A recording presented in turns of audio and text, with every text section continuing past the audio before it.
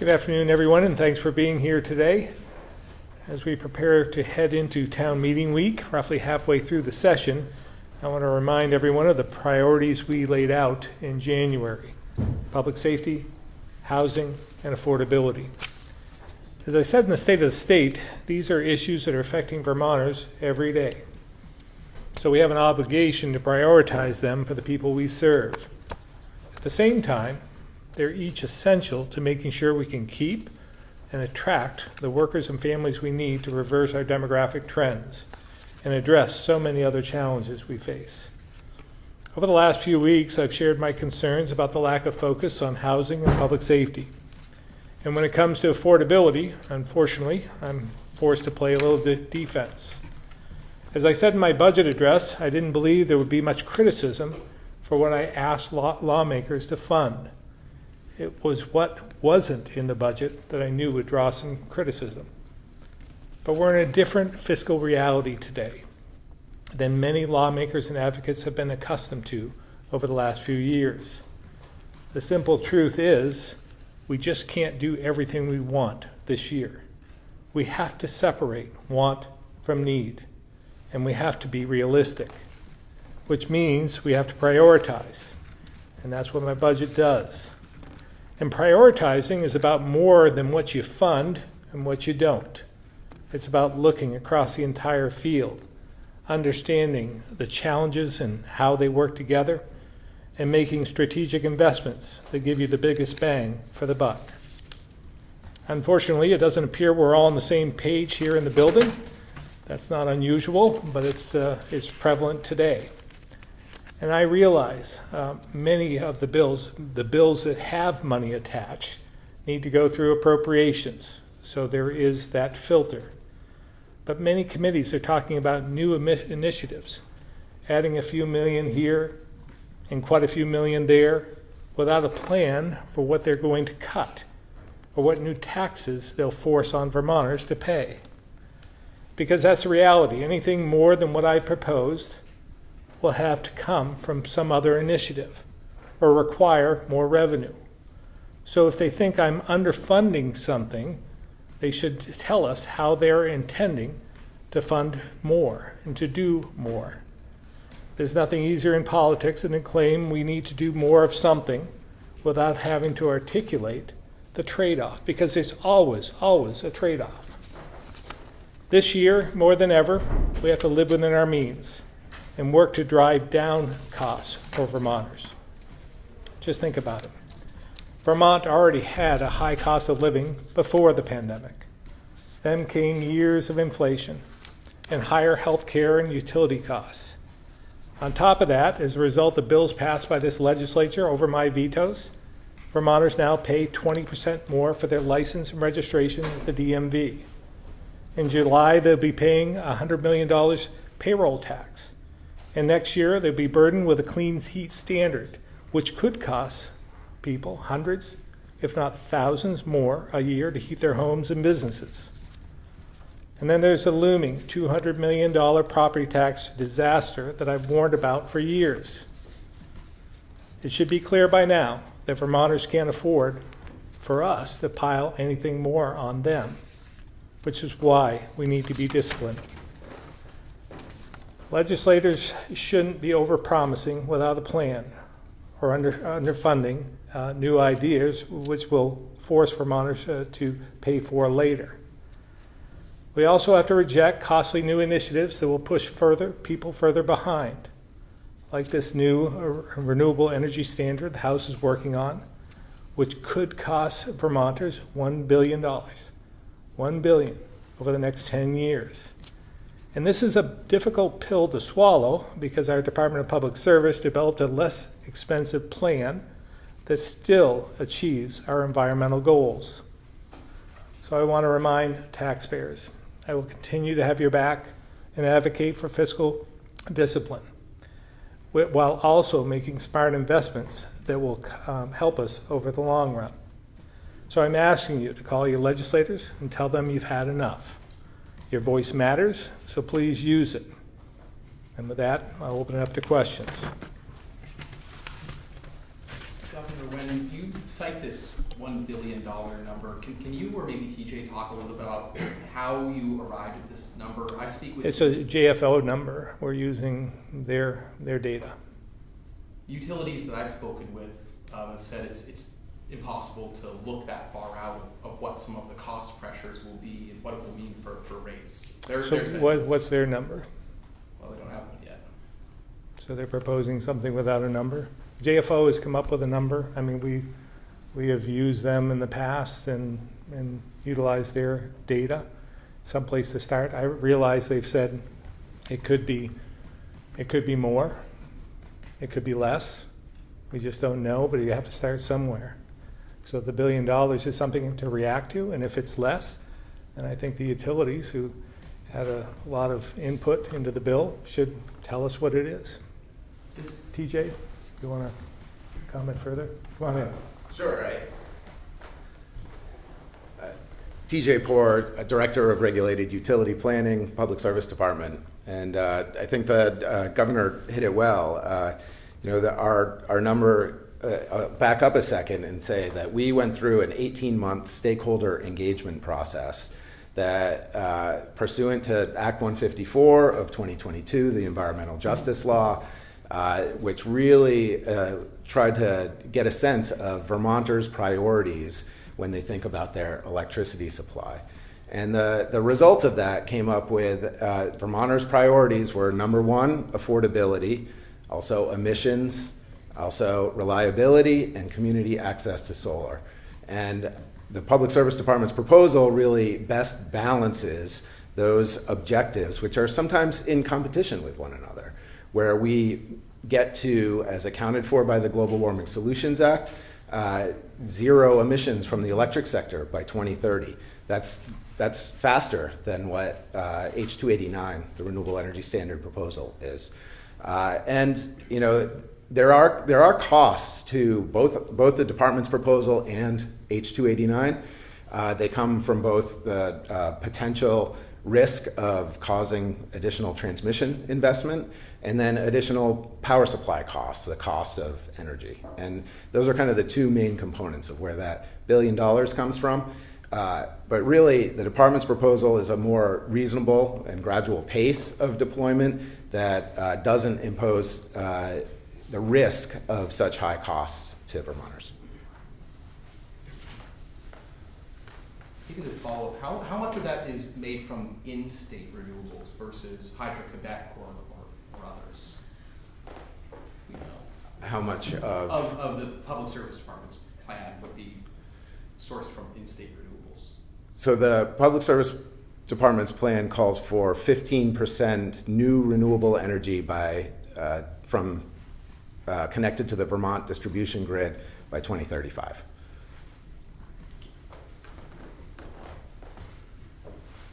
I was talking to Representative Jonathan Williams today, and he shared the story of racing back home from the State House last night. So we could go to City Council and tell them about the flood aid that the Budget Adjustment Conference Committee had signed on just minutes prior. It's going to be $1 million or so for Barry. That's part of a block grant program that you would advise the legislature not to adopt. He said there was applause. He said some people started crying, just an extraordinary sense of relief.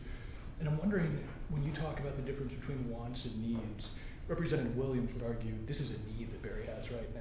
Yeah. So I'm wondering for you, how do you differentiate between what people need and what people want?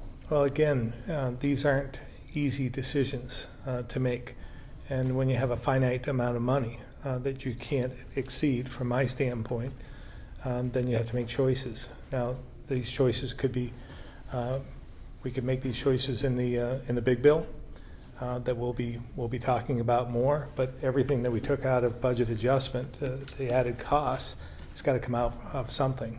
So there are going to have to be decisions made in the big bill about what we do without. So look forward to those discussions. I think, again, the legislature is doing what they can to balance the want and need.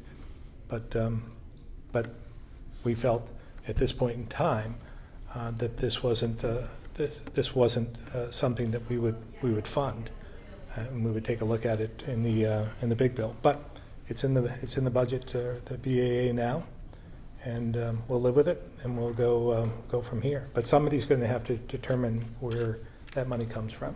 There's a number of things in BAA that you don't want to be in there, but it sounds like you're okay.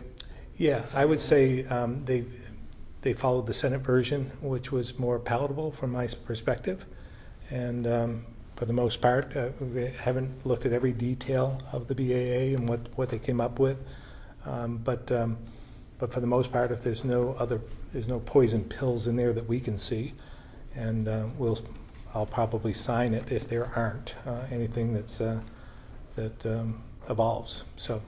And what level of concern do you have about continuing the motel housing program until June 30th with this expanded cohort that we protected? Well, if we're successful, and we're having a huge amount of success in negotiating with the hotel owners at this point in time, which is great news.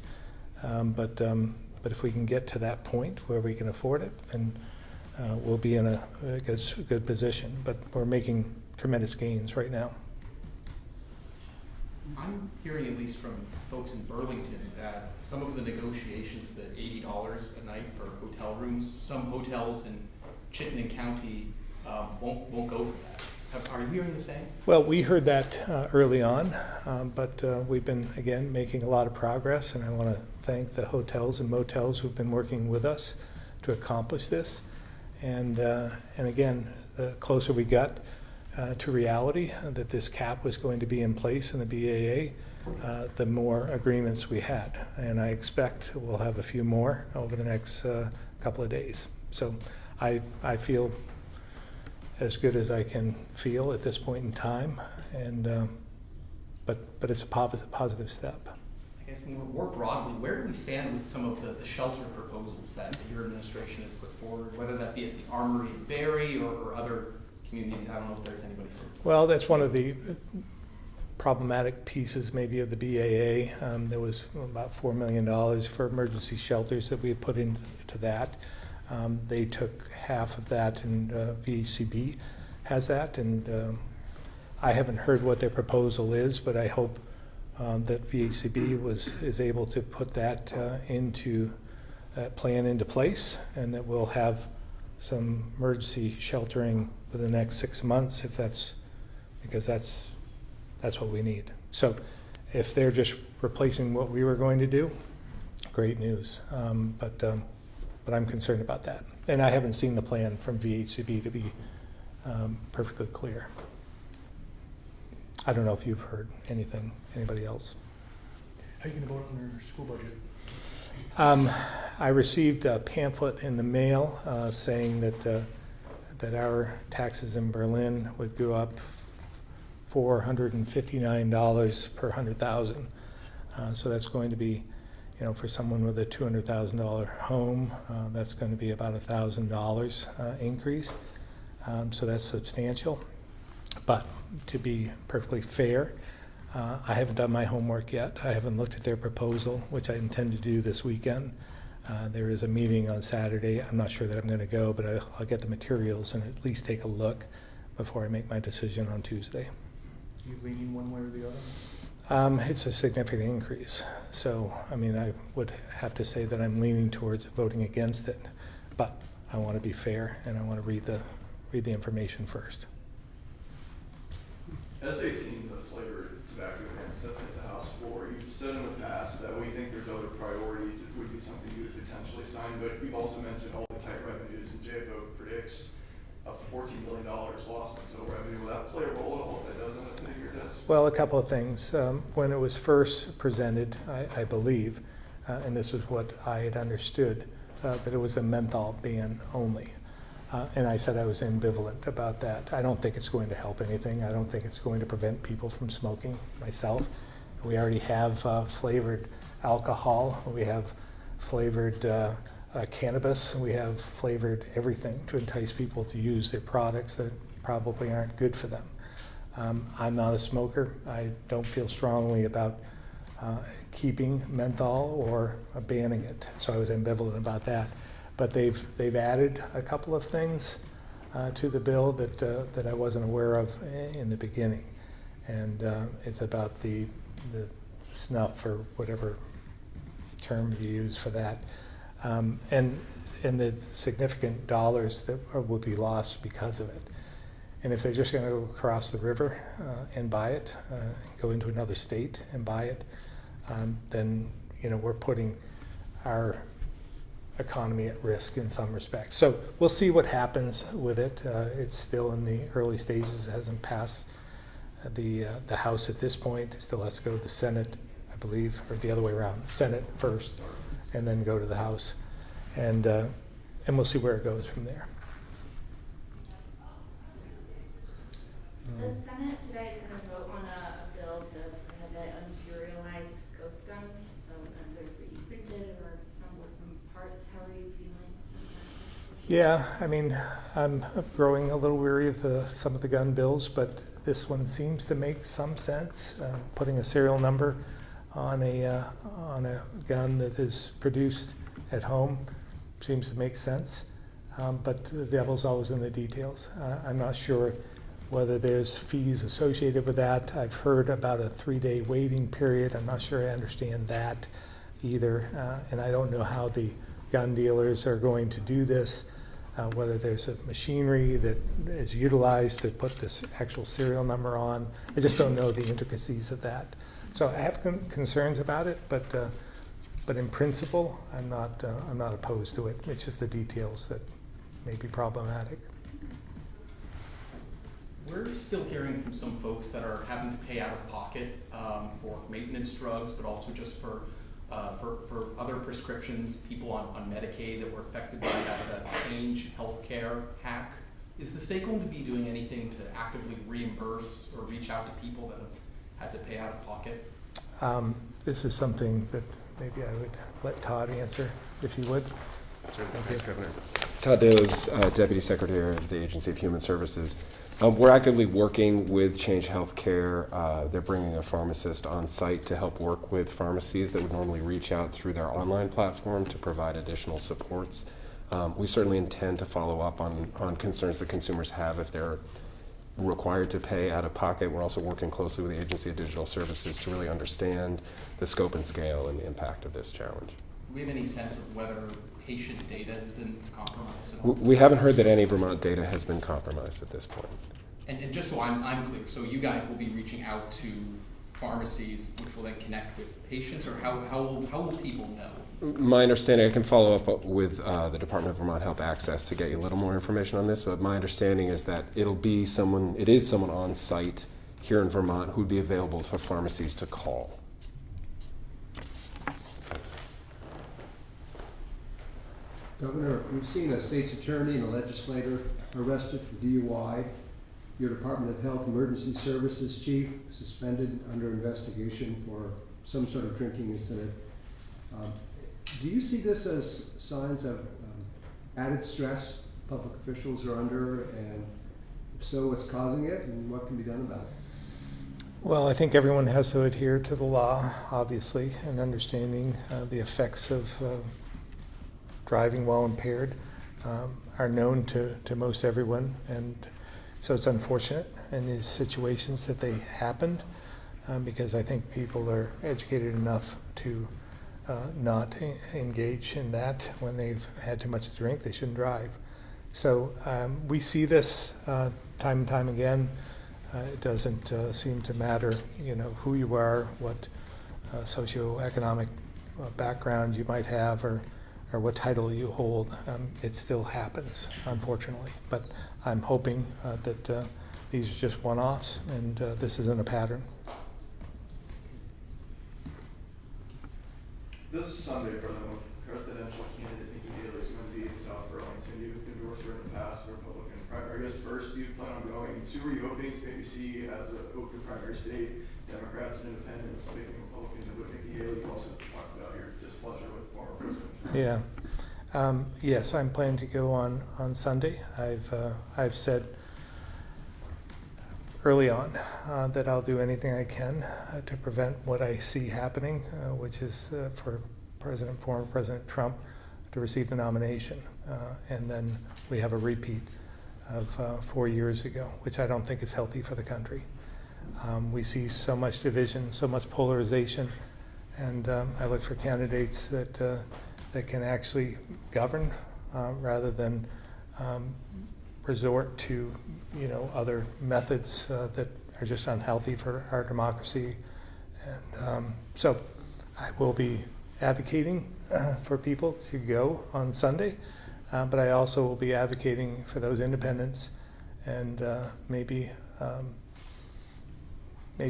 right-leaning Democrats or anyone who would pick up a ballot to cast their vote.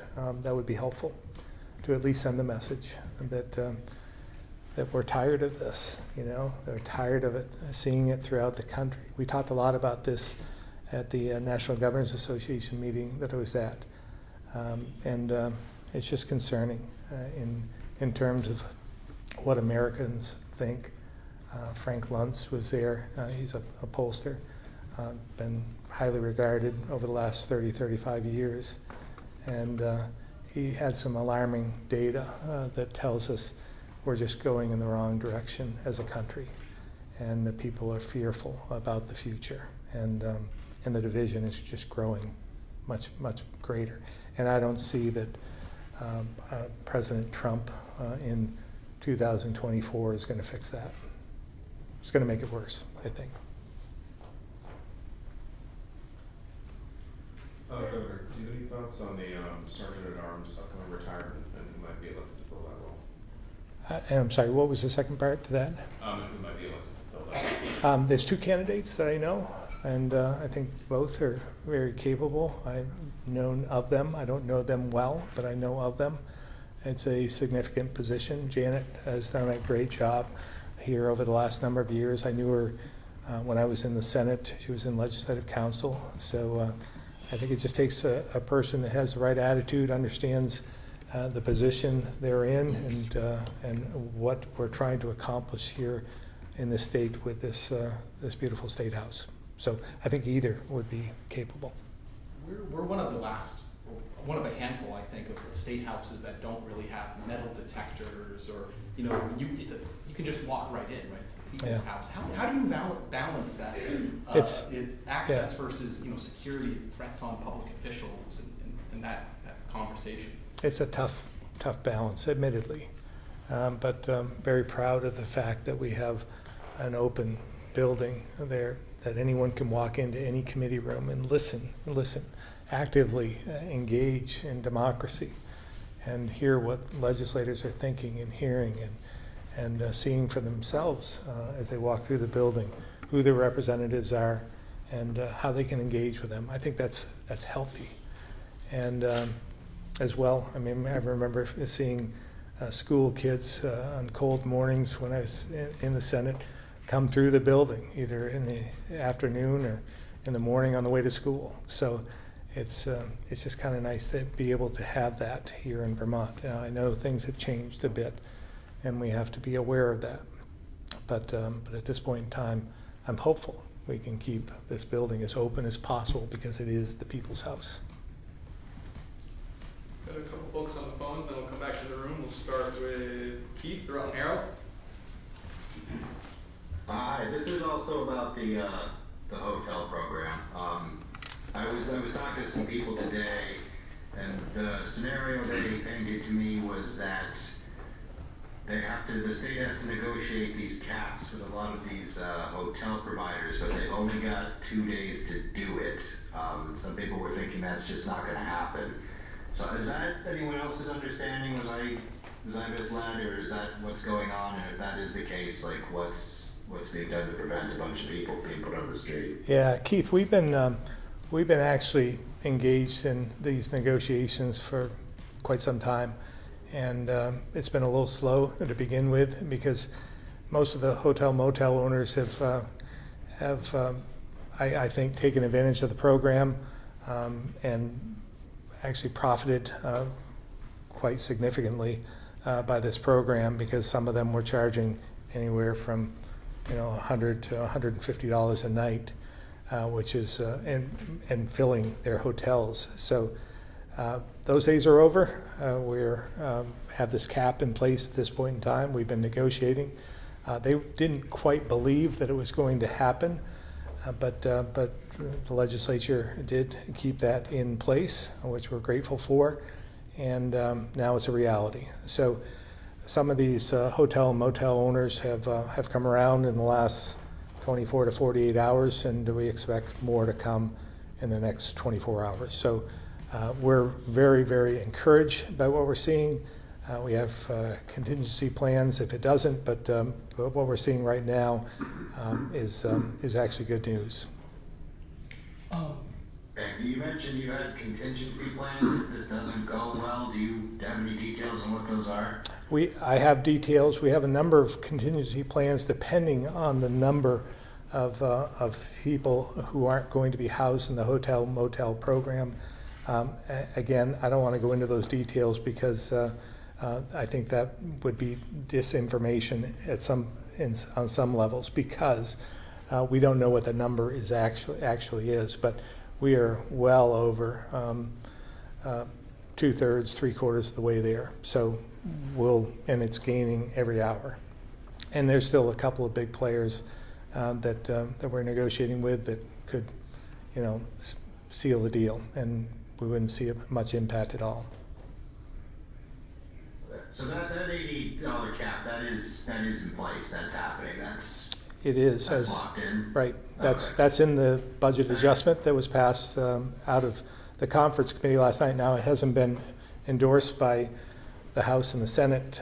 They'll have their say in this as well, the bodies. But I anticipate that, and I don't want to speak for the legislature, but I anticipate that it will pass through those two bodies and then come to me for signature.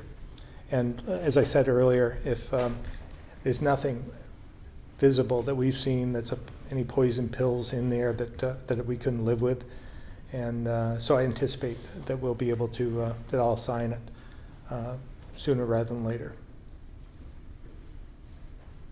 Thank you. Tim McQuiston, Vermont Business Magazine. Hey, Governor, this morning Senator Sanders was holding a hearing on a new report on retirement plans and savings plans and the demise of pension plans in particular, which of course he supports. How is Vermont doing right now and the plan you have in place, the uptake on that, and how you see generally the retirement plans going here?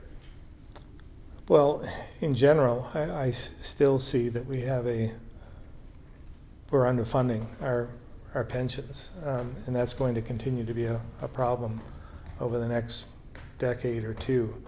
I don't see this problem getting any better. It may even get worse. So, as you remember, I vetoed the bill. Didn't get a single vote from the legislature in support of that veto. But I had to, from my standpoint, on principle, because I didn't think it was enough, and I continue to believe that. So we'll see who's right on this eventually. We do have the volunteer paid family leave program, if that's what you're talking about, that we've put into place, and that so far it's been confined to the state employees, but it opened back up now to businesses, and we're looking forward to businesses signing up. So more on that in the coming months.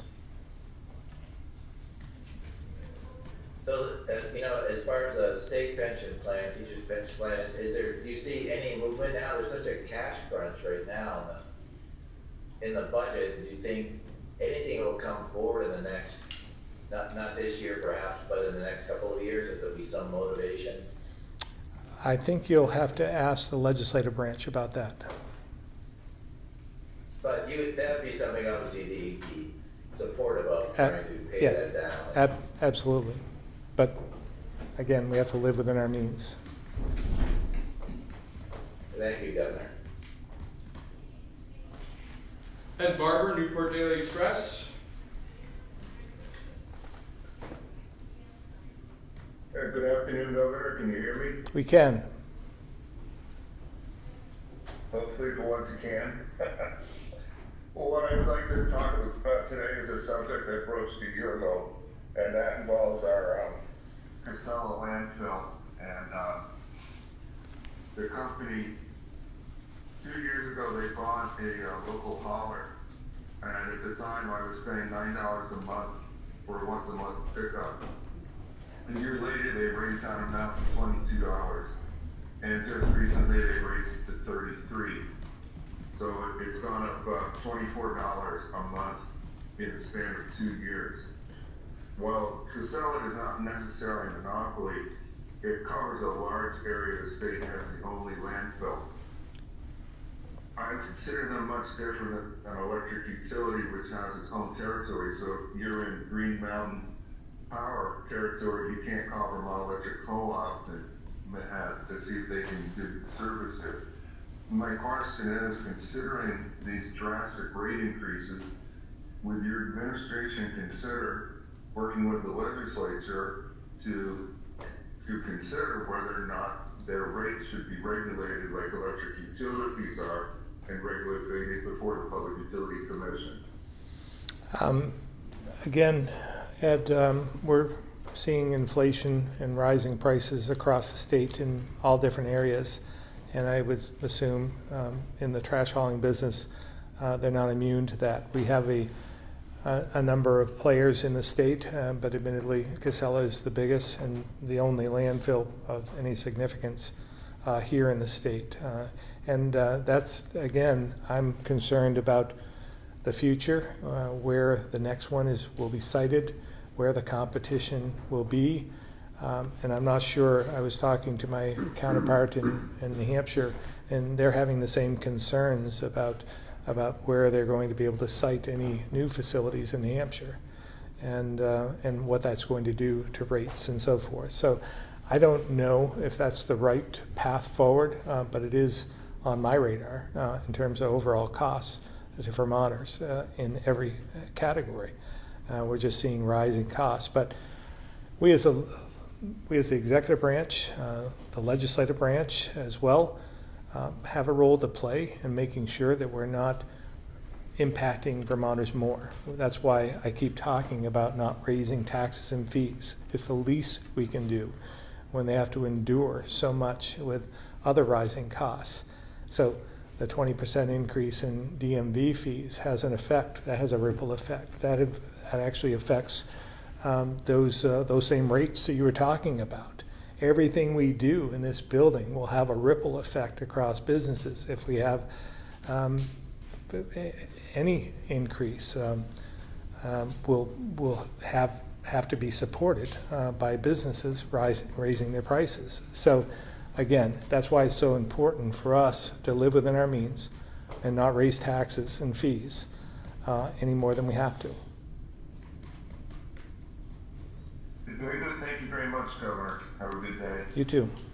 Tom Davis, Compass Vermont.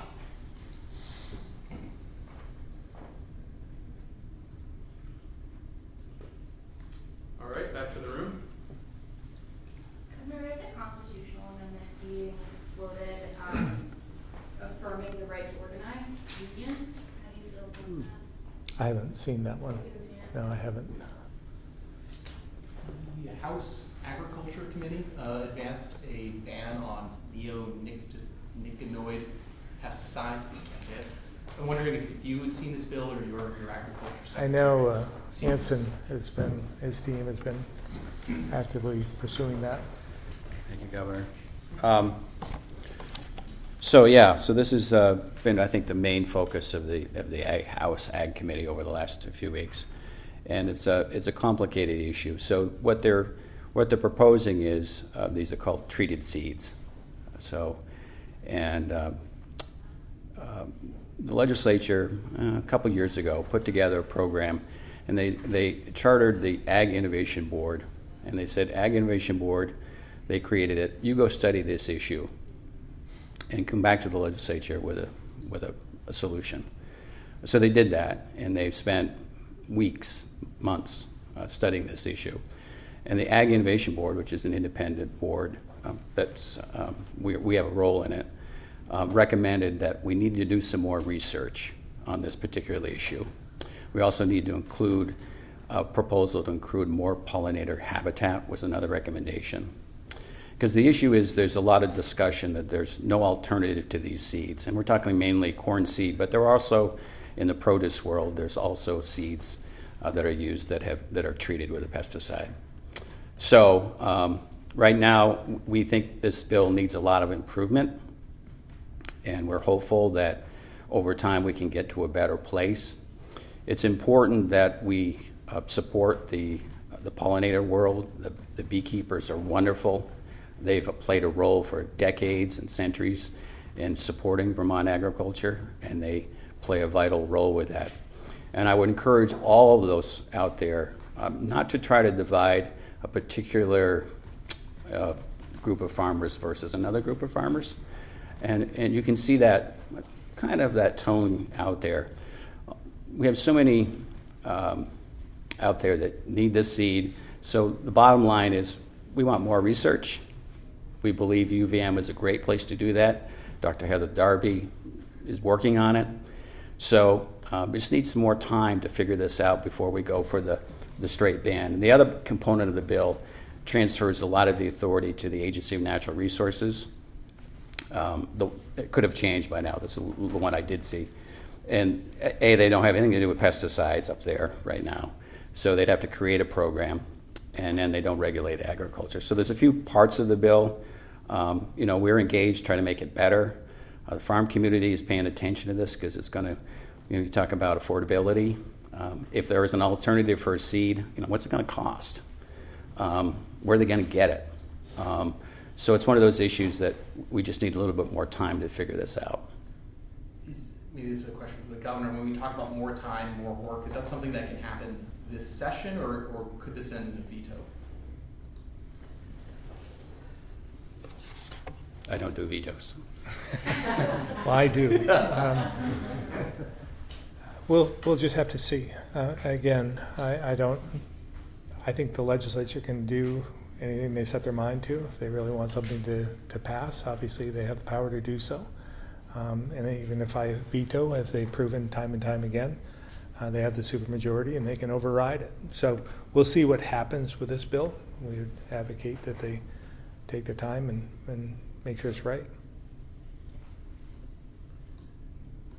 Governor, the Senate is on third reading today on S-278, which would stop the consideration of contributory negligence in sexual assault cases in civil court. Have you reviewed the bill yet? Do you have thoughts on it? I haven't, but I'm sure Jay, have you, Jay? Yeah.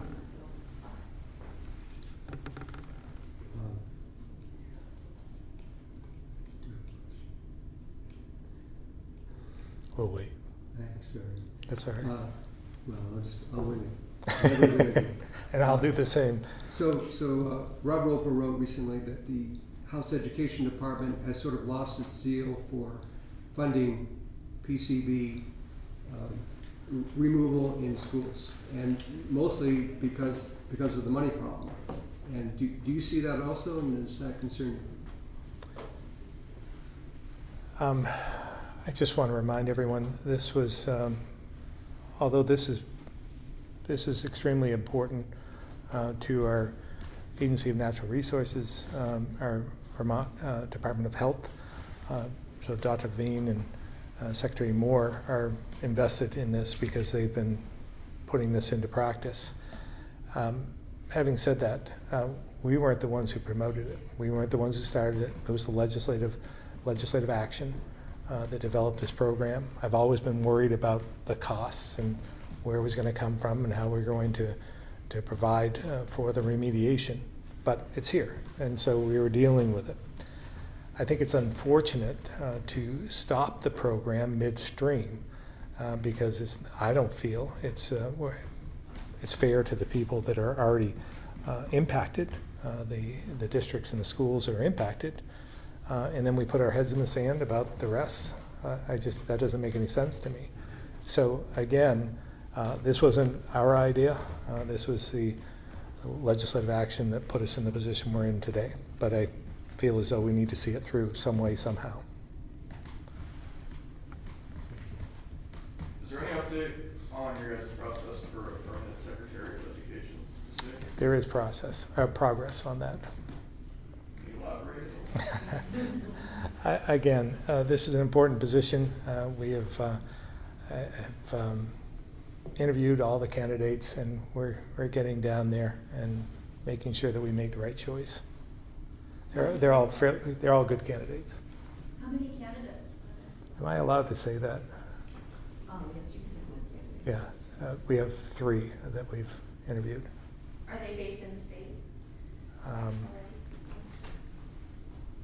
That's right now, it's a hiring decision. Any timeline as to when you might make a choice? As soon as possible.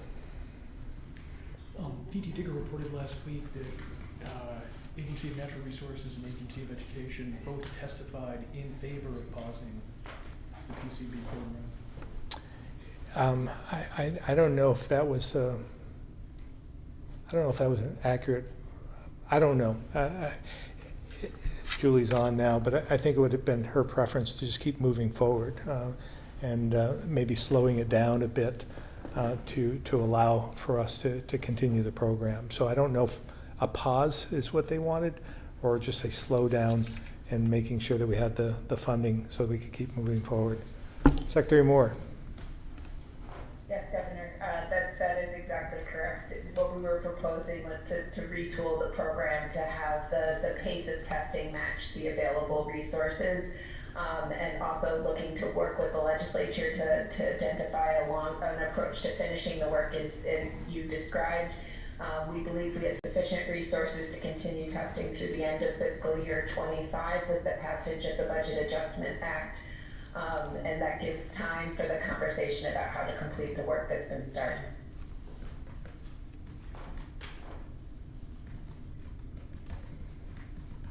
Thank you all.